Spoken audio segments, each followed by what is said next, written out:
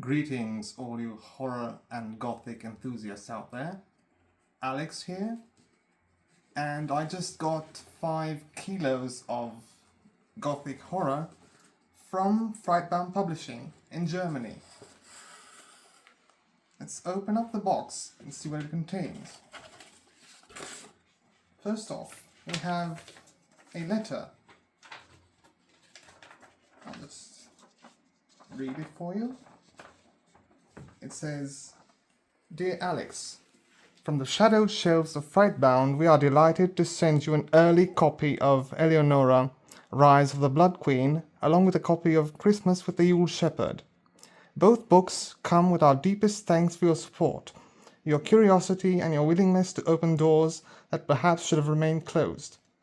Inside these pages you will find blood, winter, old magic, and things that do not always stay where an author leaves them. We hope they haunt you beautifully. With dark regards, Frightbound Publishing. Horror bound to haunt." This sounds very intriguing. And now, let's open the crypt itself. And our first is this behemoth. Eleonora by Alaric Graveheart. Let's see. And of course, I should be so lucky that it's a signed copy, and it says, "To Alex, may the Blood Queen rise only on the page, and may her vengeance never find your door. Alaric." Well, I certainly hope so. Let's read the synopsis of the flap here. In 1320, Eleonora was meant to marry the man she loved. Instead, jealousy and witchcraft turned her wedding night into a slaughter. Bound to her husband by an unholy link, she was forced to feel his agony as he died, and the coven entombed her alive to punish her forever. 500 years later, a group of Victorian occultists breaks the seal. Eleonora wakes remembering everything. Centuries of darkness have changed her, and a pact with an ancient entity has left her more than human. She is the Blood Queen now, and she has come for the witches who made her. As her vengeance spreads, the dead begin to answer her call.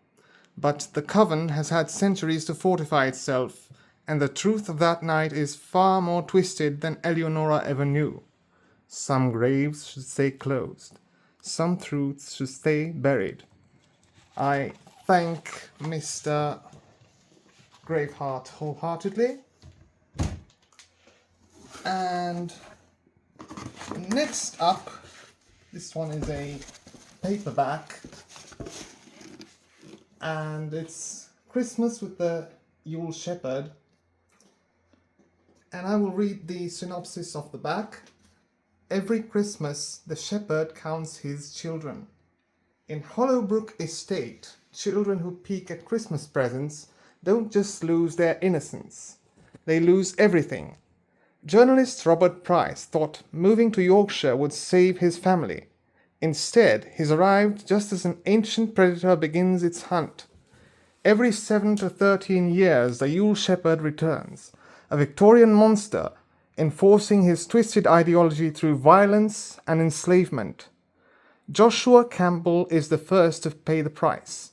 His body is found beneath the Christmas tree, throat cut, wounds that should be impossible.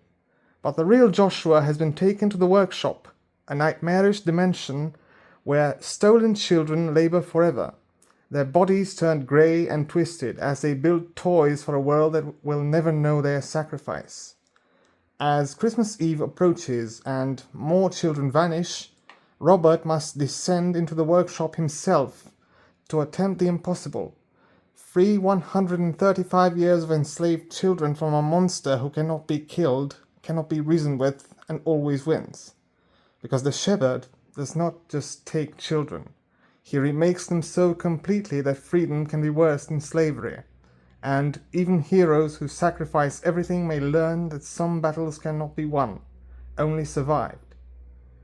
Christmas with a Yule Shepherd, where Christmas magic has teeth, and the true horror is living with what you couldn't prevent. Also by Alaric Graveheart. And this, of course, is also a signed copy. And it says, "For Alex, may your presents remain unopened, your heart stay bright, and the workshop never learn your name. Alaric." Ha! Quite tongue-in-cheek with a dedication there.